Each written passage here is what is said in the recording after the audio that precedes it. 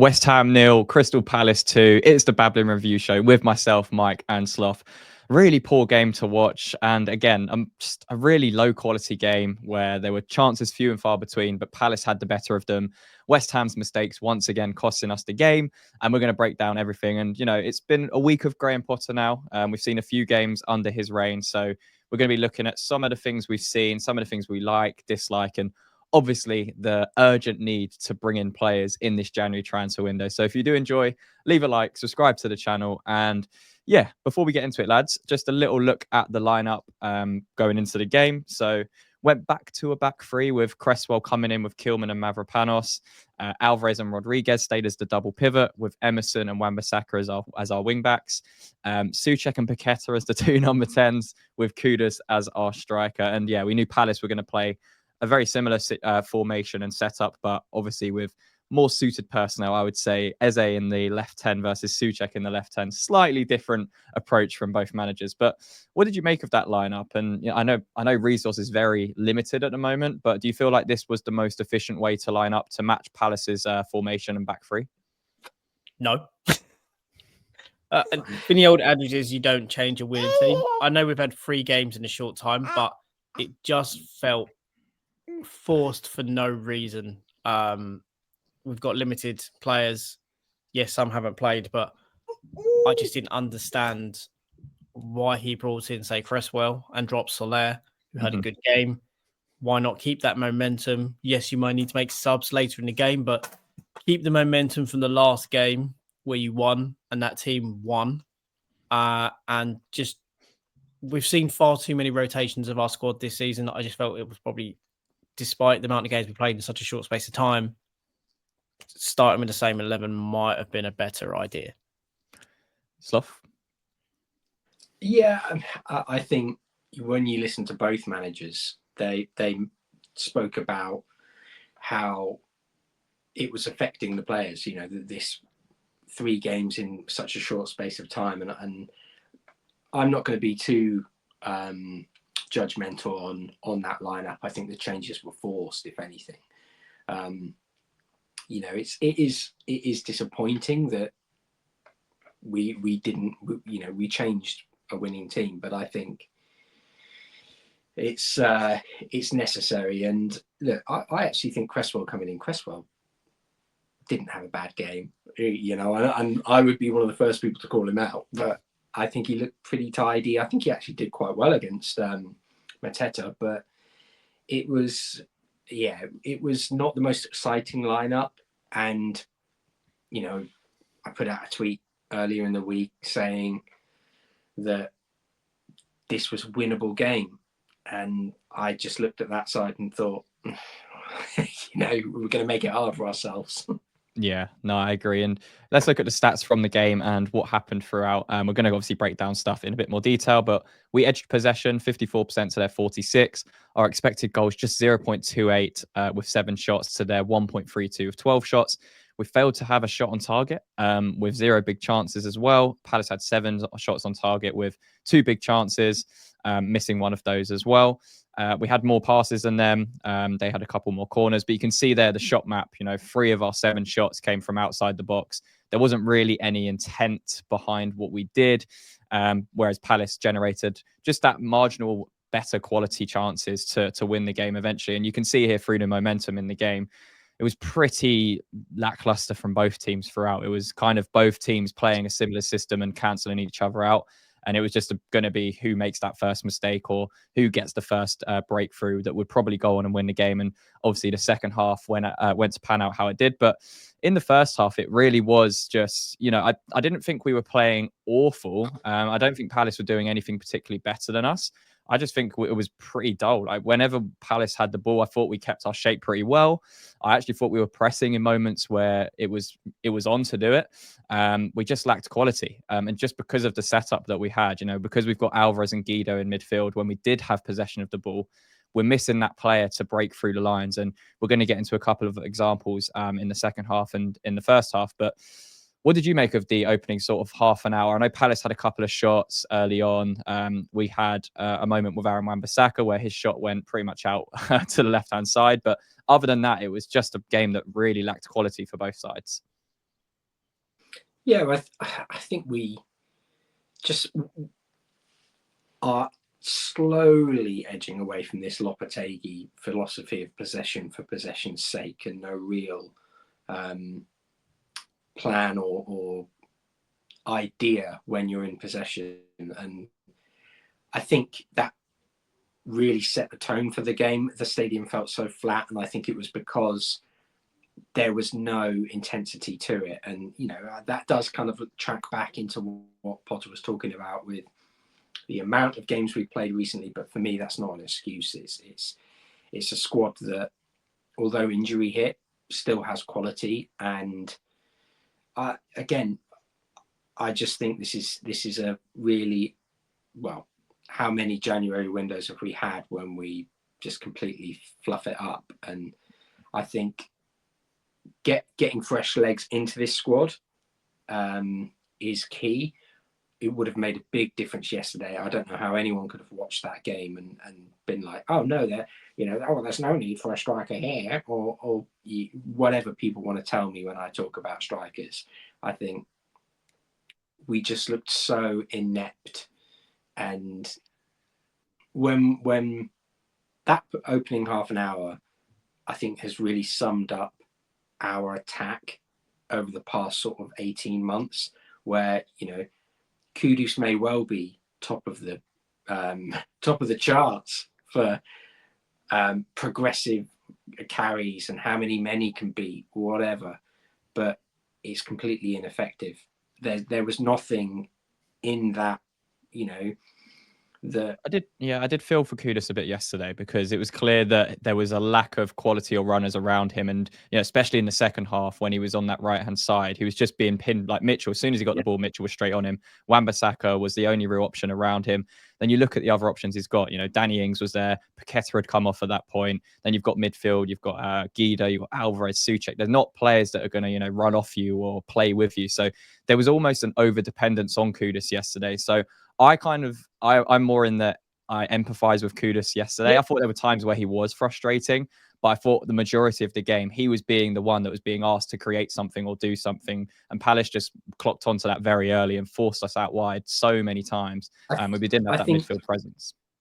I think that's part of the frustration, is that was always going to be the plan, or is always going to be the case, that he is the one who's going to give us something. So the most obvious thing is kind of like when we played Leicester and we knew exactly how Jamie Vardy was going to play and what the threat that he had. We just completely ignored it.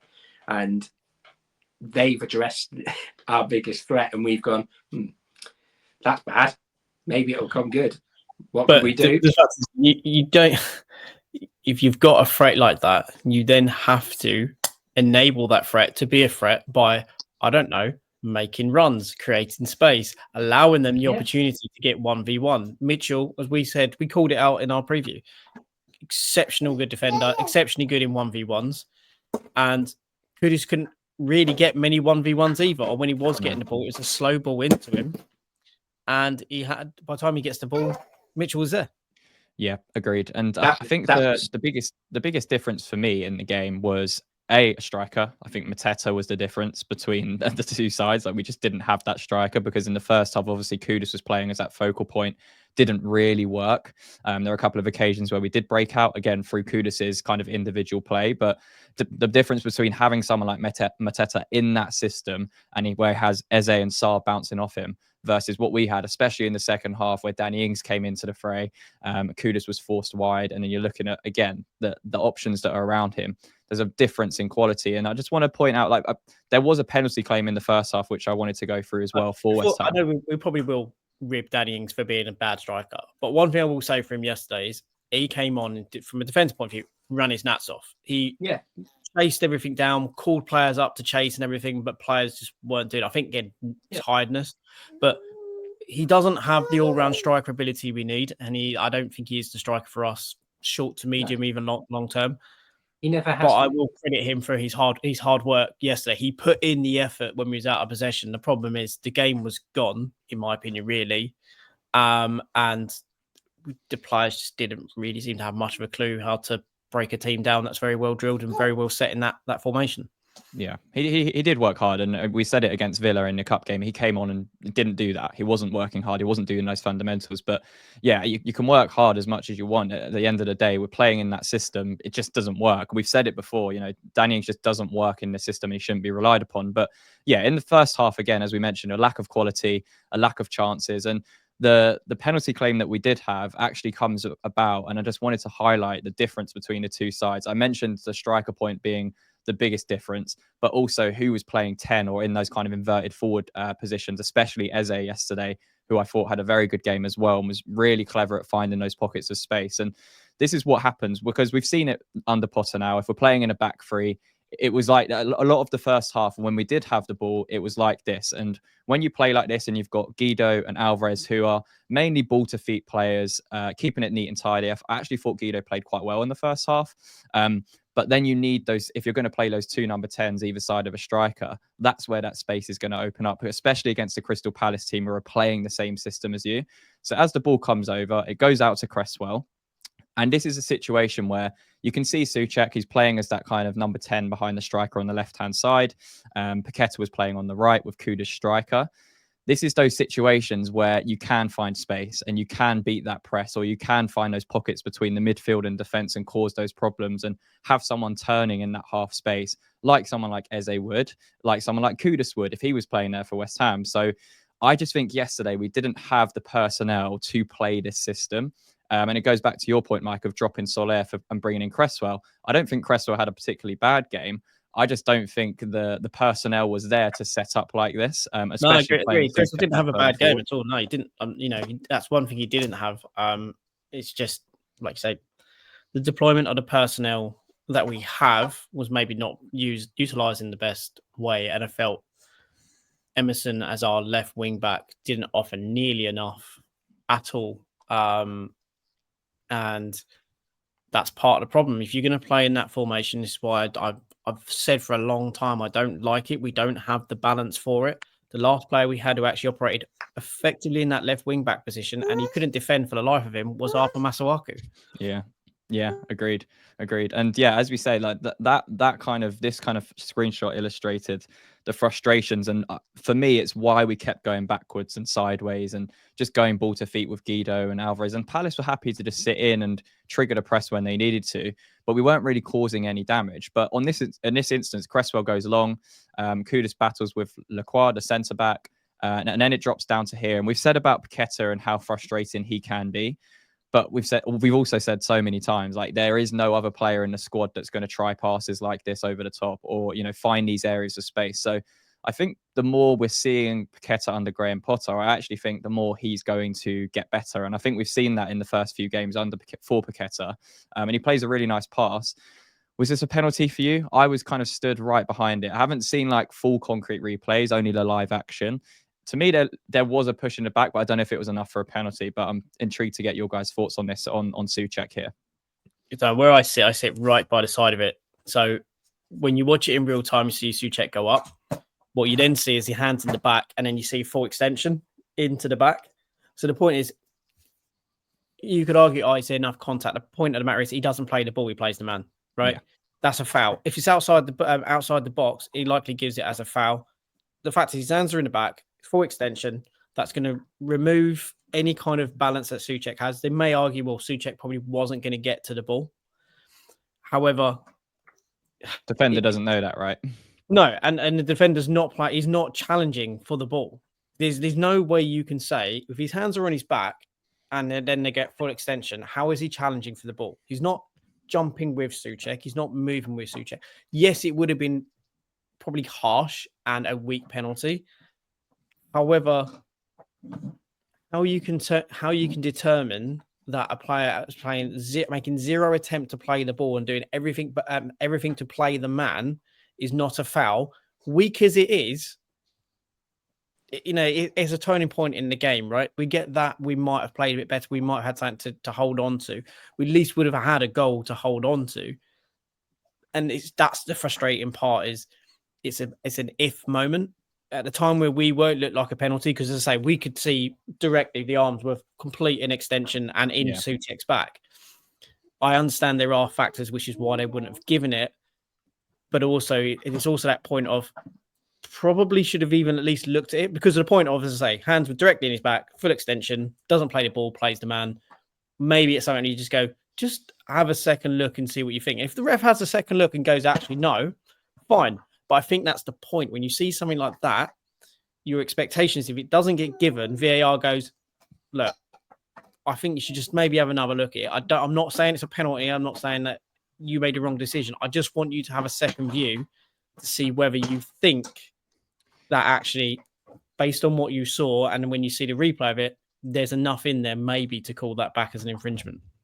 Sloth, what do you think? I don't think it's a penalty. I get what you're saying, Mike, and I totally understand the reasoning for it. You know, there is a push, but for me, that's it's a physical sport. You know, there's contact sport, and I get that people will go, yeah, but a push is a foul. Well, yeah, but it's there needs to be consistency, and I don't know. I wouldn't want that given week in, week out. I wouldn't want that sort of foul given week in, week out, because for me it takes away from the physicality of the game. And I think it was one of those where Souček may well get onto it. I don't think he produces anything from it. It's not me disrespecting Souček in any way. It's just I think he's jumping to try and get a touch on it more than actually being able to direct it. And I think that's probably why it wasn't looked at. And, you know, you mentioned it getting involved, and I think VAR getting involved, and I think that's where they've set themselves a really difficult rod for their own back, because it's not clear and obvious. And if you argue it is, it's kind of like, well, it's a contact sport. So for me, I don't think that's your point though.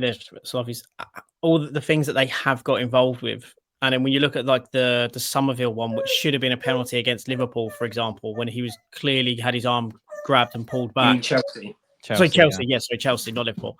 It's instances like that where you then go, you struggle to go, well, why are you not getting involved in these events yet? You see those similar events happen elsewhere in the league, and you do, and that's the point why you no, there's no clear. I don't think there's any clear boundaries now as to what a penalty is, because you see these given in one game and another game not, or it's called back by VAR, and I think that's the point for fans. It's so hard to really go. It is a foul. Frustrating. It is frustrating, but I think that when you look at it, and I'm going to talk about the João Pedro incident at Ipswich, and there are very clear definitions of where it should get involved for me, and you know, that is João Pedro basically just classes into him. There's no intent to play the ball. He leads with his shoulder. He's endangering an opponent. Now you might think that's some sort of woke nonsense, or Sean Dyche up against a wall where, you know, he's got to challenge for it. There's no way you can tell me he didn't think he was going to hurt that. Like, you know, leave something on it. He went in to leave it on him in that instance. For me, this is just basic defending. You know, he's up in the air. I'm going to give him a little something though, so to put him off. For me, that's not a foul. Like, it's where you intervene with clear and obvious. And I think that the João Pedro one, very clearly obvious red card for me. This is just dark arts of defending. And, you know, people can say, oh, they're pushing this, like, you know, if that was in the middle of the park, it's good. For me, that's not even given in the middle of the park. And it wasn't at multiple points yesterday. Well, it wasn't given as a penalty. We went in at halftime 0-0. I think most fans in the stadium felt it was quite flat. I think both teams were quite flat. So interesting that Potter made the first twist at halftime, bringing in Carlos Soler for Guido Rodriguez, who I actually thought was playing quite well in the midfield. Out of the two, I disagree. Really? I thought he was completely and utterly anonymous. I thought he was so slow. He was dispossessed at least 2 or 3 times, and it was because of that lack of agility or lack of pace in the turn. And I just thought I think we were all relatively positive about getting a World Cup winner on a free. I think we'd have been better off getting a T-boy in, to be honest. He's been It's incredibly harsh. I thought he had a good I- game. I thought he kept the ball it very might- well. He was it might doing. be harsh. It might be harsh, but I just think he's offered nothing. And What were you it's- and expecting from him though? That type of profile. We know what he is. What he did yesterday for me is his role. I think the difference is I would have expected him to at least understand he has to go and meet the ball. He can't just, and I know we have that issue across the squad in terms of players just waiting for the ball to come to them. You have to go and meet this. This isn't, with all due respect to La Liga, you get a bit more time on the ball. You can't do that in the Premier League because people will, they will leave something on you and you might well get a free kick. But there's a good chance the physicality of the game in this country, they won't give it. And for me, he's not adapted. He doesn't understand the intensity that's needed, and he wastes chances by just dilly dallying. There's no other way I can put it without other than sounding like an old man. But he is suspect in possession, and he did a couple of good turns, but for me, he gave away the ball too many times to warrant any sort of inclusion in the side. And I think the more I watch him, the more I'm convinced that letting James Ward-Prowse go for him was a massive mistake, because at least with James Ward-Prowse, we get set pieces. And look, James Ward-Prowse is frustrating. We all know his limitations. And Well, I don't think Ward-Prowse was let go to bring in Guido Rodriguez. I don't think that. No, they're completely different profiles. Yeah, but the fact is that we didn't need this profile. We didn't need a profile of a player who is slow and, doesn't have the greatest passing range in the world. It's not a case of Guido Rodriguez being the player to get stuck in and win back possession or being what we need. This is just a case of backing a manager because they wanted him on a free. And I don't think he improves the side in any way. He's a good footballer. You don't win a World Cup if you're not a good footballer. But for me, he offered absolutely nothing yesterday, and other than a couple of turns. Fair enough. I actually thought he had quite a good game. I don't think he was dispossessed that many times. I think he was probably the one of the players who was keeping the ball quite well, especially in tight areas of the pitch. And look, we didn't progress the ball well enough. I'm not saying that was the case, because him and Alvarez were both susceptible to playing the ball backwards too much, but again, it comes back to the point of when you've got someone like Souček in a number 10 position, you've got Paqueta on the other side and Kuda striker, and then your wing backs are Emerson and Wan-Bissaka.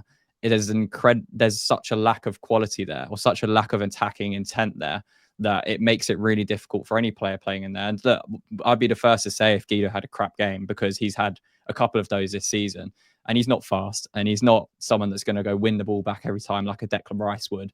But I thought he sat in quite well. I thought it allowed Alvarez to press higher up the pitch as well. I thought Alvarez worked very hard as well. But yeah, but that's the problem. That right there is the problem, in that we're allowing Alvarez to press up high up the pitch. That's not his game. That's not his game.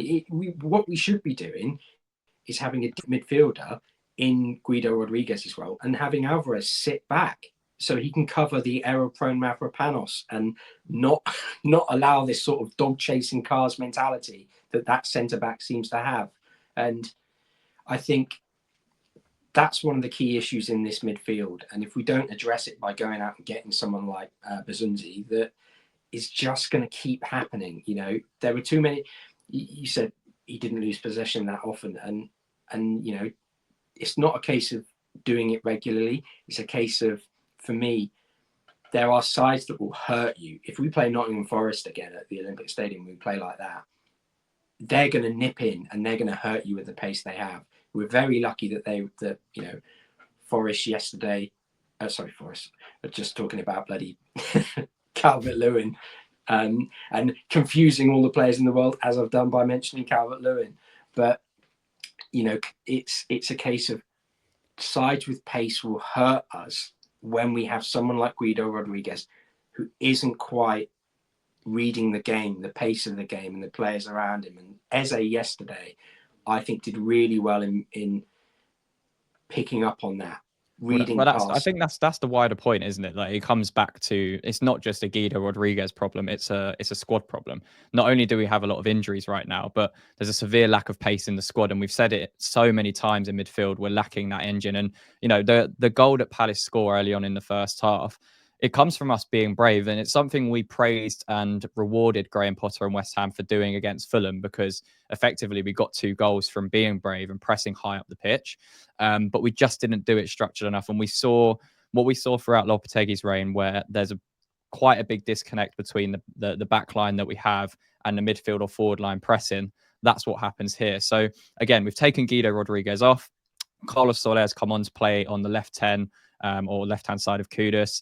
Souček's dropped back to play alongside Alvarez, where Guido Rodriguez was playing. Paqueta's on the right-hand side still, and Kudus started striker. So that's the difference. The system's the same. And yeah, we saw this a lot in the first half, and Palace struggled to progress the ball. I thought again, due to Alvarez and Guido Rodriguez, who I actually thought played quite well, and also the back line stepped up. We didn't really see many of these gaps appearing, but in the second half, as the game went on, we started to see this creep in, and this was quite early on, but we decided to be brave in this moment. And again, I don't have an issue with this. I think this was quite structured at the time. It just didn't have the substance behind it. So you can see here, Souček's gone into Kamada. Hughes is being picked up by Emerson. Soler's ready to press their right centre-back, and Kudus is on Lacroix as centre-back. So in this situation here, the ball goes back to Richards, I believe that is. He plays quite a brave ball into Kamada in this situation. A lot of the times in the first half, we saw Palace go back to either across to Gahey or back to their goalkeeper and then across. So there was a lot of stuff we did well. And this, to me, is fine, but out of shot, you can't see what's behind it. And that was the problem. The ball goes back here. They play one pass over the top. It's kind of a clearance. But again, it's Palace recognising the space. We've gone in with 4 people pressing. But this is where, again, we've said about the midfield and defence kind of discoordination sometimes, or uncoordination, and this is what happens. And this is the difference between having someone like Eze in that position, or in that kind of number 10 role, and having Souček in the left 10 role for West Ham, because Eze recognised this before this clip even starts. Eze's high and wide on the left hand side, and he just drifts into this pocket here.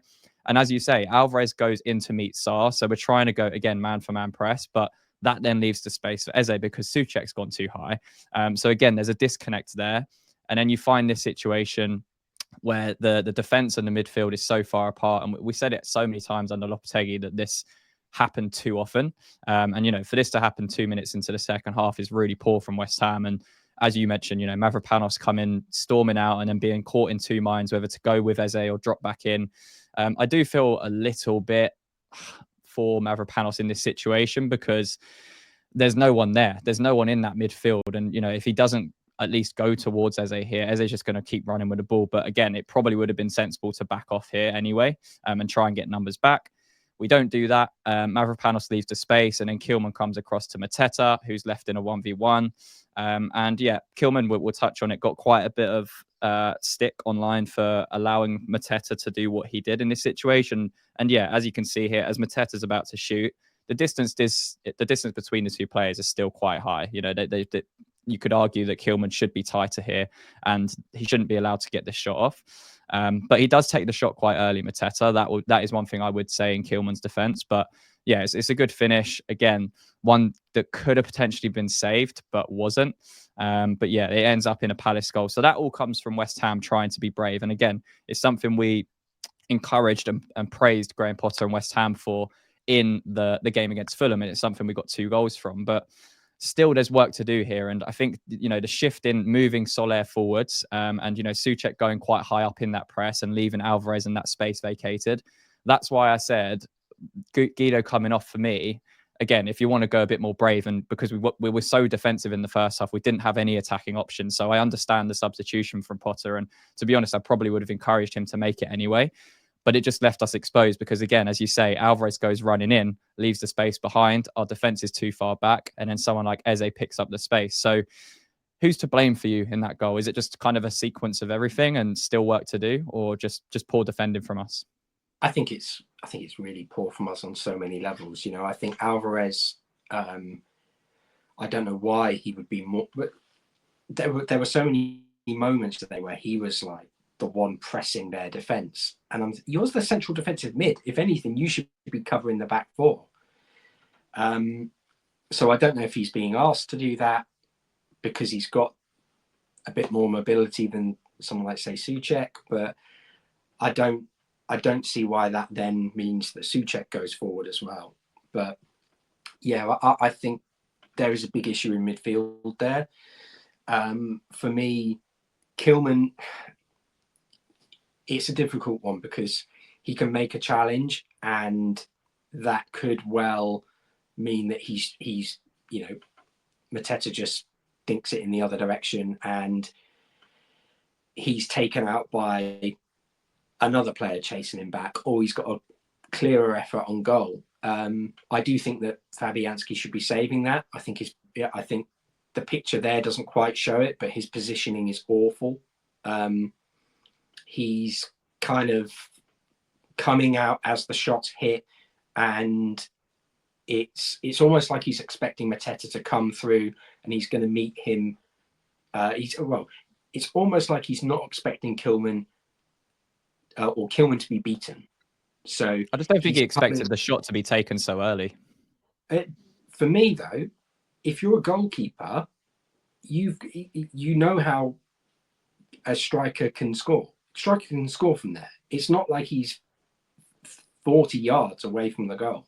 He's on the edge of the area. I don't really understand why he's not setting himself and expecting that, because as I mentioned, there are players around Kilman. He has made the effort to try and give himself time, or give the players around him time. They just haven't got the pace. And when we're talking about Mavropanos lacking pace, that is a worry. He hasn't got the pace. Mavropanos is quick. So quite why we haven't been able to set up in a way that can deal with that is the worry. It's obviously because Mavropanos doesn't have a brain, and we saw that later on. But for me, it's a calamity of errors. It's the midfield not covering the back five, and it's then Kilman doesn't put in a challenge. He doesn't make it known early enough, and maybe if he puts in a challenge sooner, he forces Mateta out wider and we can regroup a bit more centrally, but he doesn't. And yeah, as I said, I think Fabianski needs to do a bit better there. Yeah, I think for me, the biggest thing there was the disconnect between the press that we did and the back line. So even in this situation here, where you can see we've pressed 4-on-4 here, the person that flicks the ball here is actually Sarr into Eze. So obviously Alvarez has drawn into Sarr as Sarr drops into this space here. But in the first half, we did press like this on a few occasions, but you'd see our back line going quite aggressive as well, whether it's Mavropanos stepping out or even Cresswell was stepping out onto Sarr and being quite aggressive. But in this instance, Sarr drops back, but our defense is quite static. You can see Cresswell's position here. He's so far back. So I just think there was a disconnect in that midfield. And as you say, then there's a couple of mistakes after that from the I think the important point is, Frankie, what you made much earlier was Eze was far wide on the left. So who should be marking him if he's far wide on the left and then he drifts inside? So Alvarez, like what Palace have done really well, they've created an overload on that left-hand side, or look to try and create an overload. They've shifted our players to the left, which is why Alvarez has had to come over, because he's then taken on Sarr, because obviously Cresswell's like, I'm not going with Sarr because he's going to do me for pace if he gets the ball. You go in with him, I'll drop back in, right? So he's dropped in, and then if Eze's come from that left-hand side, either the defender has to step out of that back line to follow him, whether that be Mavropanos or Wan-Bissaka, but someone goes with him. Now, it'd be easier if Wan-Bissaka went, because then he can turn around to Mavropanos and say, just step out, just come out a bit wider. Then you've got Cresswell, Mavropanos, and then obviously Kilman could go in as a back three. Yeah. Wan-Bissaka's in for that. And if they get it out to Mitchell, that's fine, because then you've got time to reset. If everyone running back, he's going to be less danger being in that wide space. You've got Mateta essentially then managed, because you're going to have at least Kilman on him. and Mavropanos maybe dropping in a little bit as well and just saying to Mitchell, yeah, fine, you can run down the flank. I'm fine. I'm happy to let you do that because I'm just going to try and hold you up and then wait for players to get back. And then obviously you've got Cresswell. Yes, fair enough. Cresswell's getting done for pace by is it Munoz? They're right back. He does a brilliant run as well because that essentially puts doubt in Kilman's mind because he can't really commit because then if Arteta shifts his body and then plays it out to that side, Cresswell's getting nowhere near. So either way, we're on to a loser. I think Kilman should have done much better. He did do well in almost giving enough time for players to get back into space. Yeah. Get back and to prevent it. Obviously, I think had Mavropanos maybe not been a yellow card, he might have clipped him because he was close enough to clip. But I forgot he was on a yellow card at the time, and I did criticise the time. Why did you just not do it? But I also think Kilman probably at that point where Mateta is clearly going to shoot, step forward. Closed the space. He didn't close the space. He did he's the one of the best Roger the Relegator impressions I've seen at West Ham in many a year. And to be fair, when that goal went in, I was kind of like, I think in all honesty, at that point I was sitting there going in my head, the better team in the day so far is 1-0 up. Yeah, I think so. I think you could see a team that again played very similar systems on the day, but a team that's had so much more time to coach and so much more just coordination and structure. Like it was so difficult in that second half for West Ham to even try and make something happen, and that's all we have to credit Crystal Palace to that because they were fantastic defensively. You know, they really were. They closed down the spaces in the midfield. Number, when Kudus went outside, Mitchell had his number. He gave him zero time. He sprung on him. But again, we were saying Palace have a good defense. It's very stingy in the opportunities it gives. I think it's only conceded 11 goals in the last few games away from home, which is incredible. We said they were in a false position. They should be really in our position where we were in the day in terms of league position. We should have been where they are. They're in a completely false position. And the only thing that was stopping Palace from being where they deserve to be in the league was the fact that they've struggled to score. Part of that had been because of Mateta not being as on fire. And I think he's also had a couple of injuries this year. But what we saw yesterday were two teams playing who were in false positions in the league, and the team who ended up winning it showed they should have been much higher than us in the league than what they were. And you say very well drilled. Glasner's got them again. He's finally seemed to have sorted out the rickets that were kind of causing them issues at the start. They've now got it going again. Eze, a player that exceptional player. We gave him time and space. You either man mark him and just say whoever is near him marks him. You follow him. Even if you give up space somewhere else, that is fine. But you mark him and you hand him over. And that's why, again, I'm not saying that goal. I don't think it's any one person's fault. It's collectively a lot of people's fault. Yeah, and as I was saying, second half Palace did really well and deserved that credit. And as we already alluded to, a lot of as soon as we made a few changes at that point, obviously Paqueta came off quite early, so that killed off any creativity that we could potentially have in that midfield or in those number 10 positions. We saw Ollie Scholes come on. We also saw Lewis Orford on. So again, those are the positives we can definitely take. I thought Scholes played quite well as well. He looked very lively on that left-hand side going forwards and defensively as well. Orford as well. Look, we'll talk about him in the end. I don't want to discuss that now, but we tried to make those changes. And yeah, we were trying to push, but Palace just they kept forcing us wide. They weren't allowing any space in that box midfield. And as you say, as soon as it went wide to whether that was Scholes, whether that was Kudus, they were just on us. It was Mitchell or Munoz just straight onto them. That's the trigger for them to go. And then they're saying, beat me 1v1. Kudus didn't have enough there or support there to do it. Palace were numbering up on him on that right-hand side. I thought Wan-Bissaka was quite poor in how he was supporting him. He was trying to, but again, there was just a lack of space there for anything to happen. And there was no diversions in the middle of the park because Ings was easy to mark. Souček was easy to mark. Alvarez was playing high up, easy to mark. So there wasn't really anything creating those spaces for someone to Kudus to drive into. So that's why I feel for Kudus yesterday. And one player that did create anything for us had been taken off in Paqueta, which was a big ball. Exactly. And then obviously the mistake happened. We mentioned Mavropanos was on a yellow card for getting absolutely done by Mateta early on in the second half. And yeah, that was the difference in the second half. Mateta, that really what Mateta and players like Eze were the difference for Palace going forwards. And Mavropanos, we've said, you, as well as he could have been having a 10 out of 10 game up to this point, and what happens next wouldn't surprise me. He's a brain fart of a defender. We've said it constantly. The guy will have great games, and then he'll have a complete brain fart, and you're like, "What have you just done?" Like that's why I would almost say yesterday would have been a good chance to put Mavropanos right back, like he did like he covered at Stuttgart, and have Aaron Wan-Bissaka at right centre back, because no, I wouldn't do that. At Stuttgart, he did it very well, and he offered a really good outlet going forwards and backwards, utilising his pace and his size. And I think that maybe with Kudus, it would have worked better than what Aaron Wan-Bissaka was offering. But I look, that's all ifs and buts. I just think that he can either be the best defender on the park, or he will have a complete and utter car crash. And unfortunately, at the moment, I think when people criticise Kilman, I think they forget just how important having a bit of faith or belief and trust in your centre-back partner is.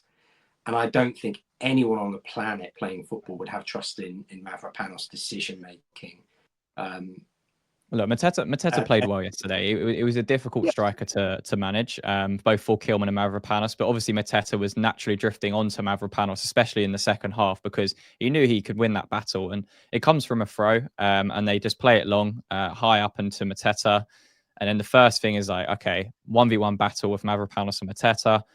Probably know how this is going to end up. But again, just make sure you don't do anything stupid. He gets turned, and then he does this and decides to try and karate kick his head off, and gets the second yellow card. And West Ham are down to 10 men, and it makes the job incredibly difficult at this point. And yeah, Mateta is fantastic centre forward play. It really is. But Mavropanos, as we say, you just can't rely on him to defend those situations. And you need that assurance. As you say, if you're someone like Kilman next to him, who Kilman I thought was actually very good yesterday defensively, especially in the air. He was winning a lot of his aerial duels that were coming up to him. I thought he was definitely better than people were saying online after the game. But Mavropanos was the one for me. Some of the reactions online were absolutely ridiculous and reactionary and frankly embarrassing. Like, I get it. We lost a game and players played badly. I get that. However, 3 games in a week, brand new manager, and we are trying to get out of this malaise that we're in with all of these players injured. Like, people need to just context. I don't understand what people's expectations are.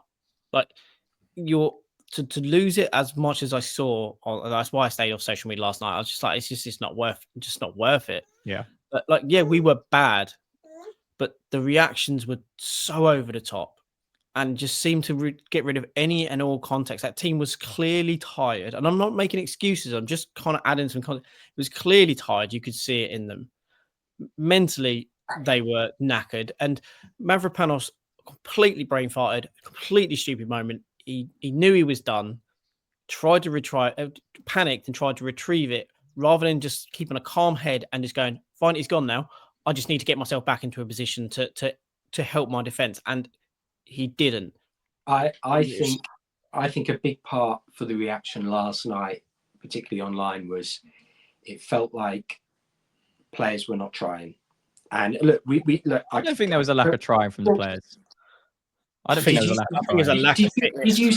Did you see our lack of a complete movement from throws? And I know our throws have been an issue for a long time, but there was no one moving for any one of our.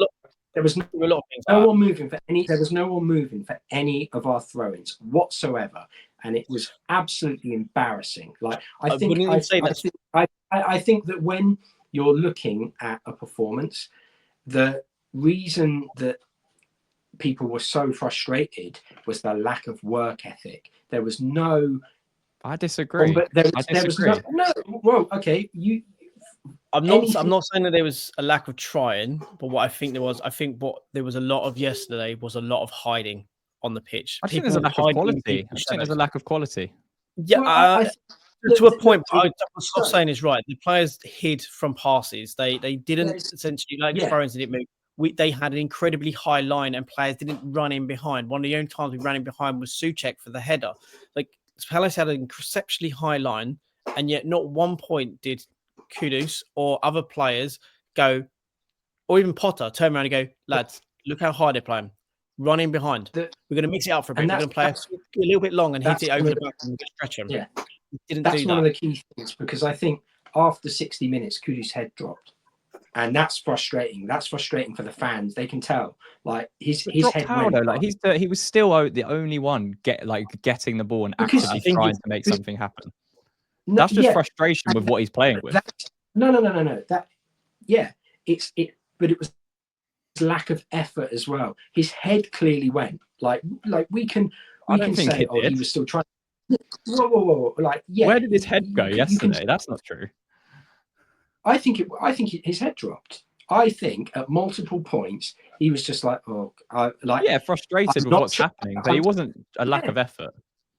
I disagree. I think that there were multiple points where he could have gone for a give and go, and instead he just kind of went to turn his man instead of actually trusting the players around him. And yeah, I know we have a lack of quality, like I mentioned, but if we have someone like Will Hughes in that centre mid, who, look, I don't think that in terms of quality, he raises the quality of the side. But what he does do is he raises the intensity in which we work, he raises the pressing, and he also gets his head up and passes forward. And if he doesn't, he retains possession.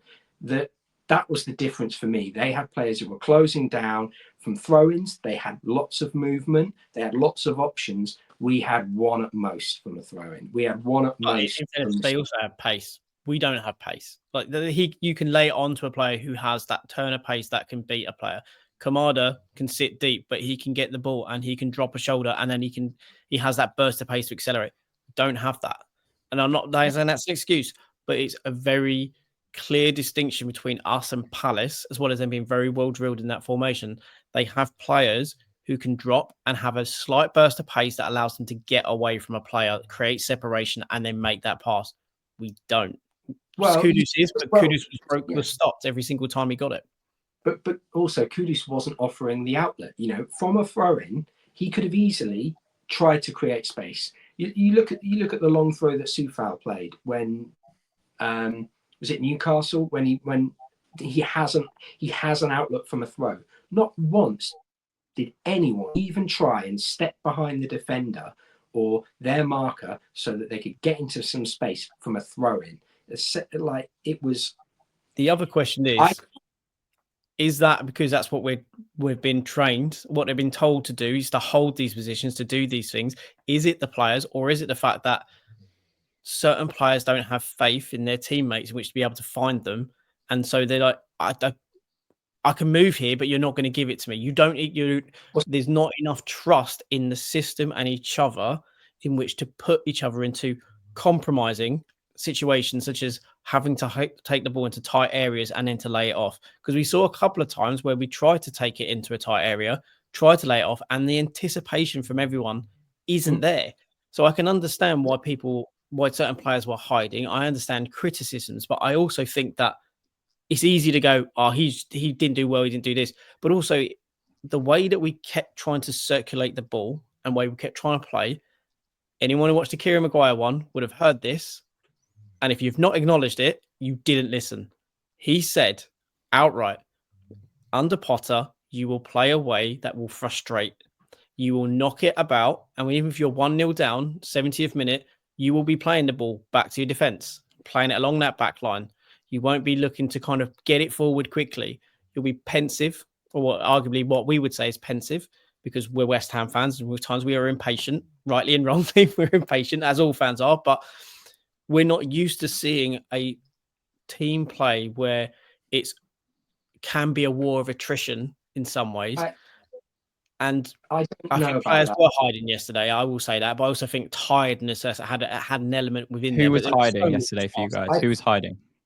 I think it. Well, first of all, I just think it was a combination of hiding and lack of work ethic. It's not a fact that I'm calling everyone lazy, because they weren't, but it's the fact that if Kudus has the option to turn someone and does it, and you don't instinctively give him an option, it doesn't mean that next time first of all, that you shouldn't be thinking, actually, he's going to turn him and I can get in there and I can give him an option. But it also doesn't excuse Kudus not doing it again. And that's the frustrating thing for me is, and that's why I felt like a lot of people were annoyed online, because I think there were too many times where people go, oh yeah, but he's not offering this to Kudus, or he's not offering that to Paqueta. And it's a double-edged sword. You know, the option may be there at times, but it's also about doing it consistently and repeatedly and making sure that you offer that outlet. And I just don't think we did. I think Guido was one of those who was slower and didn't try that hard. I think Kudus, for all his trying, he hasn't done nearly enough all season. And I thought he wasn't trying though. He said he wasn't trying before. But now he is trying. No, I said his head went down. And then a lack of work ethic, no? And there were times when he had the option to try something, and instead of doing that, he just took it all on himself. And for me, there's a difference between working hard and working, and you can create space and you can run into space. But for me, he didn't do that nearly enough yesterday. He was working as a point of trying to gain stats for himself. And I know that sounds really. I think it's. I think there's more of a. You're entitled to disagree, but I think that when you look at the fact that the players around him aren't giving him an option, that adds to the frustration. And that's my point: is that he can be very effective at times, and he can create those spaces and turn into it. But if he doesn't have an outlet, they're all just on him, and it's pointless for the sake of gaining stats. And it's like a storm of someone not keeping up with him, not giving him an option, and also him not really getting his head up and looking for other people. Or when he does do that, and we're in that position, we're so crap that he hasn't got someone to deliver to, and then you go, well, what's the point?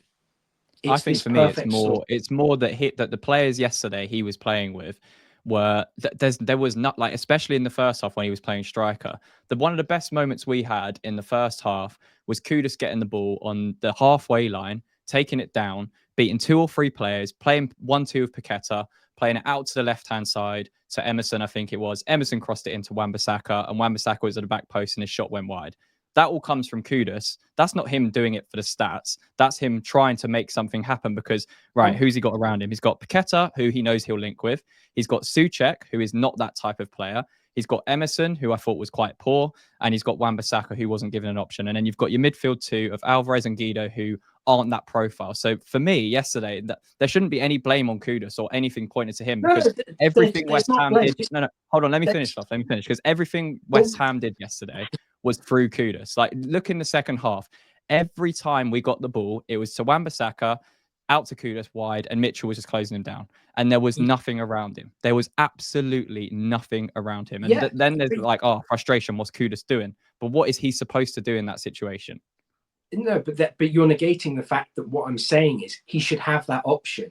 And when you're in that position, it's not a case of, I've tried it once, I'm not going to try it anymore. It's a case of he tried it, but he clearly lost confidence at times when doing it. And there is a combination of the fact that the people around him are letting him down. Tried what stuff? What is it he tried specifically that he lost confidence in? I think when he was getting doubled up on by the Palace players, his head dropped. And look, that's understandable because he's not being given support. But the fact is, if that happens, you say, I need someone to come over. I need someone to help me when I'm being doubled up on. Football is a game where you talk to other people. And if he is saying, look, I'm getting doubled up on, I need you to come over and give me an outlet. Paqueta, get closer to me in the first half, or Soler, I need you close to me so we can play these quick 1-2s. No, but I think they were trying that. But again, it comes down to crediting Palace. In fairness, Soler was on the left side, so he couldn't get close to Paqueta in the second half. And then it's Ings, Alvarez. I know what you're hypothesizing, but the factor is the players didn't do that, and even under direction, they potentially didn't do that. And the truth is, the team let each other down. And this is what I mean by hiding. By consistently allowing someone like Kudus to be in 2, 3v1 situations is players hiding. To making lazy little flick passes and then go, oh, well, I was trying to do something dynamic. You weren't. You played a lazy pass because you didn't want the ball, or you're not asking for responsibility. You just get the ball and you're trying to play it quickly. And in some cases, it was because we did try. Other cases, it was, I don't want the ball. I want to get rid of it. And I'm going to just try something and make it seem like I'm trying to be dynamic. I do think players did yesterday. I don't think there was enough movement. Things like not taking personal responsibility and going, they're playing a high line, I'm going to try and run in behind. I'm going to try and stretch them. Even if you're not going to get that ball 4 times out of 5, it's fine. But at one time you get it might result in something. But this is the problem. I do think yesterday, tired minds, tired legs played a huge part. Palace are obviously under the same conditions, but Palace are much more well drilled and obviously had far more fitness than we did with our depleted squad. And they were able to bring on players as well. Now, I think the youth that came on did quite well. I saw some people banging on saying Orford weren't good. He was fine. The problem is he was just neat and tidy. But again, he was possibly told. We don't know what he was told. He could have just been told, keep it simple. Go on, get the ball, recycle it. If you get it, lay it back to the defenders, lay it into your midfielders. Don't try and do anything, but flashy or anything. The way he played, quite frankly, it isn't how he plays at under 21 level, where he's far more aggressive and will try and take the ball and turn. That's the thing he's going to have to learn if he wants to be a success in the Premier League. He's going to have to get the ball on the turn and then play it forward far more. These are the things which is sometimes forgotten and sometimes rewritten about Declan Rice, in that he didn't do that for a very, very long time. Yeah. And he still has that burden now is still on him that stigma, because people say he plays a lot sideways. That's the thing that Orford has got to learn very quickly at this level, to do what he does on 21 level and play it more forward. But anyone, I think, who then criticised the youth, as I did see some do, I think it's just reaching and clutching. It's like they're young context, isn't it? Like if we were winning 1-0 in that game and Orford came on and played how he did, people would be like, oh, he done so well, kept it tidy. So it's just context again. Absolutely. It's because we were losing. And again, Kieran Maguire said it, the way you play under Potter is not a way we're used to as West Ham fans. And we're going to have to bend to that will, or we're going to get very frustrated a lot of the time, because he's not the type of manager, 1-0 down, to play more direct.